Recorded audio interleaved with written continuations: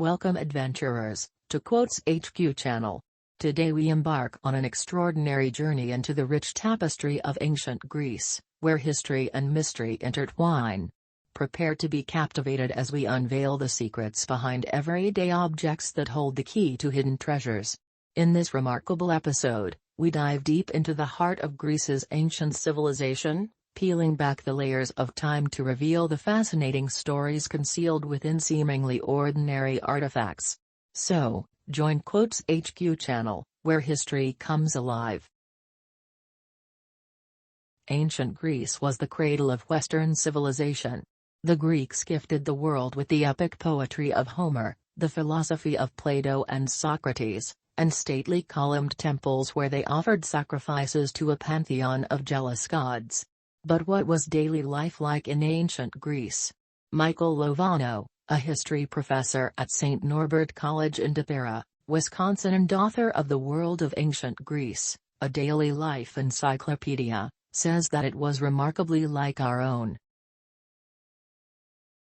You will watch the 8 everyday objects from ancient Greece played a role in the daily lives of people living in the cradle of Western civilization nearly 3,000 years ago.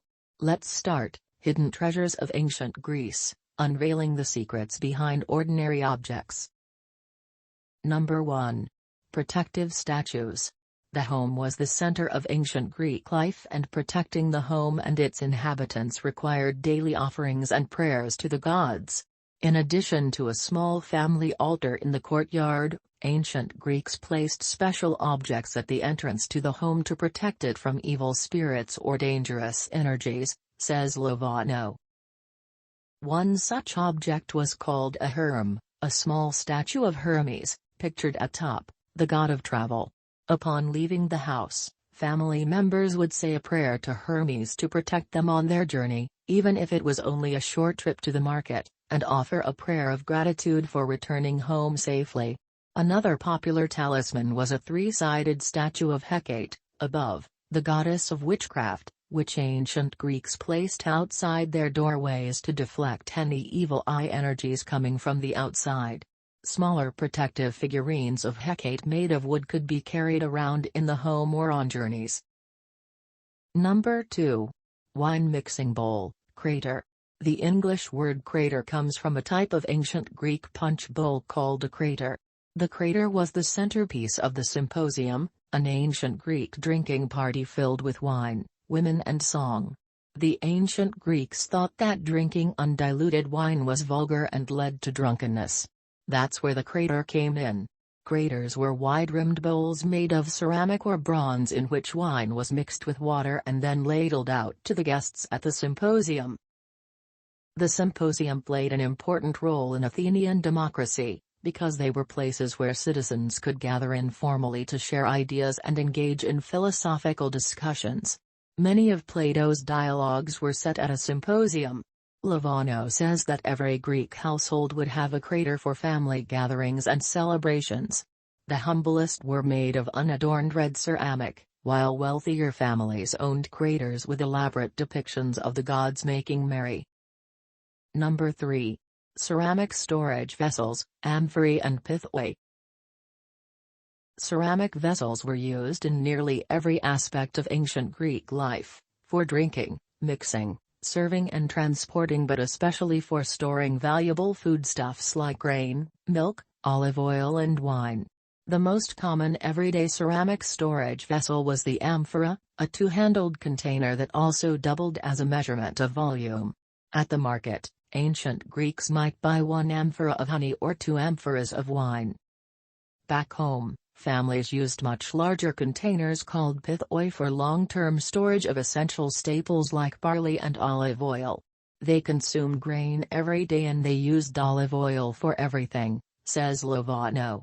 They washed their hair with olive oil, cleaned their bodies with it, made soap with it, cooked with it, and used it as fuel for oil lamps.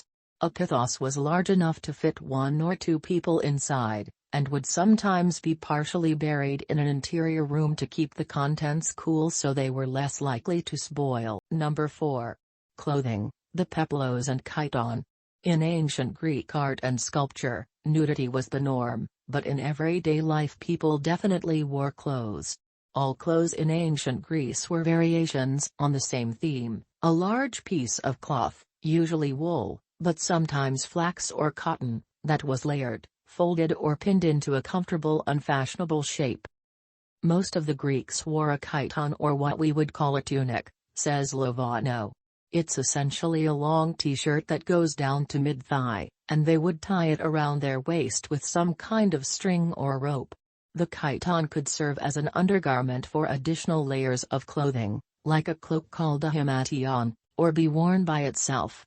Women wore long tunics, but also a type of ankle-length dress called a peplos. A peplos was made from two pieces of fabric clasped or pinned together at the shoulders. Lovano says that archaeologists routinely find these clasps, which range from simple bronze brooches to jewelry-quality pieces made from silver and gold. Number 5. Chariots. Chariot races were the most anticipated and celebrated events on the ancient Greek calendar. Held during seasonal festivals honoring the gods, and during the ancient Olympic Games, chariot races were dangerous, high-speed competitions held at open-air racetracks called hippodromes.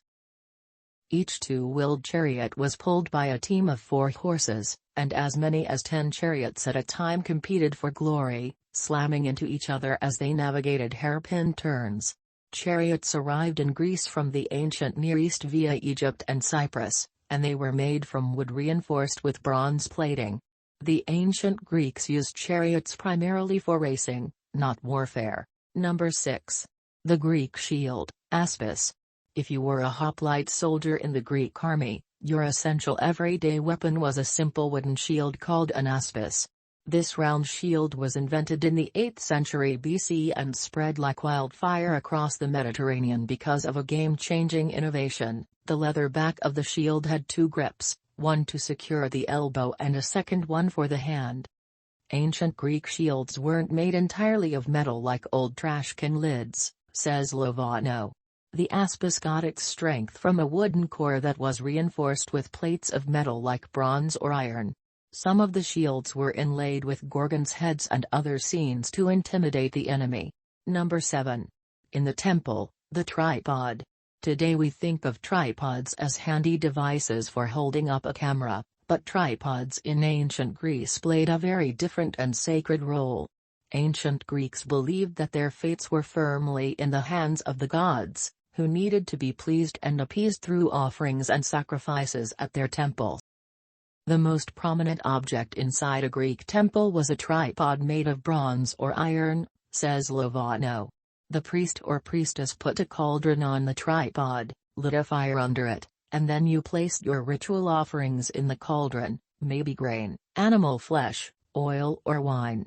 Most tripods were everyday ritual objects, but the most famous tripod was at the Temple of Apollo at Delphi, home of the Delphic oracle. Here, the tripod formed a high pedestal upon which the virgin priestess sat and interpreted divine messages from Apollo. Number 8. Knuckle bones.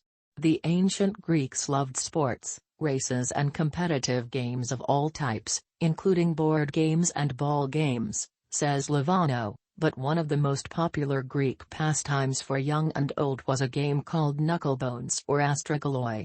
The Greeks started out using real knuckle bones from animals they sacrificed, but later they played with artificial bones made from terracotta, bronze, ivory and even gold and silver, says Lozano. The simplest versions of knuckle bones were played by children. One was similar to jacks, where the player would toss 5 bones in the air and see how many they could catch on the back of their hand. In another version, kids tried to land as many bones in a small vase or hole in the ground. Greek women used the bones as a fortune-telling device, especially young unmarried women looking for love. A roll where all 5 bones landed in different positions was particularly auspicious and was called an Aphrodite throw. Men used knuckle bones to gamble. Each side of the knuckle bone had a numerical value like dice, but unlike dice, the number facing down was the one that counted.